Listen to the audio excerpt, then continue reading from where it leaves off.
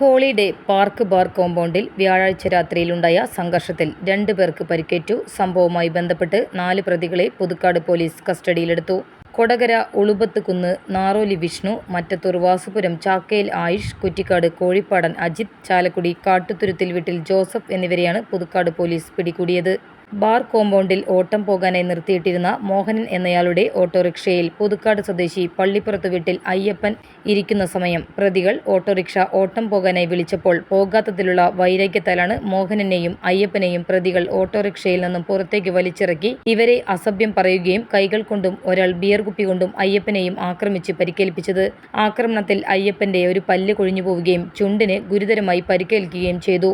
മർദ്ദനമേറ്റ അയ്യപ്പൻ ആശുപത്രിയിൽ പോകാനായി നിൽക്കുന്നതിനിടെ വീണ്ടും പ്രതികൾ ആക്രമിക്കാൻ ശ്രമിച്ചപ്പോൾ പിടിച്ചു മാറ്റാനെത്തിയ അവിടെയുണ്ടായിരുന്ന തെക്കേത്തുറവ് സ്വദേശി തൃക്കൂക്കാരൻ വീട്ടിൽ ബിജോ എന്ന യുവാവിനെ പൊട്ടിയ ബിയർ കുപ്പി കഷ്ണം ഉപയോഗിച്ച് വയറ്റിൽ കുത്തി പരിക്കേൽപ്പിച്ചു. ആക്രമണത്തിന് ശേഷം ബാർ കോമ്പൗണ്ടിലും പുറത്തും ഭീകരാന്തരീക്ഷം സൃഷ്ടിച്ച പ്രതികൾ വഴിയിൽ പാർക്ക് ചെയ്തിരുന്ന 2 വാഹനങ്ങളുടെ ചില്ല് തകർക്കുകയും ഹോട്ടലിലെ ബൈക്കുകൾ മറിച്ചിടുകയും പാർക്കിംഗ് ഗ്രൗണ്ടിലെ ലൈറ്റുകൾ അടിച്ചു തകർക്കുകയും ചെയ്തു.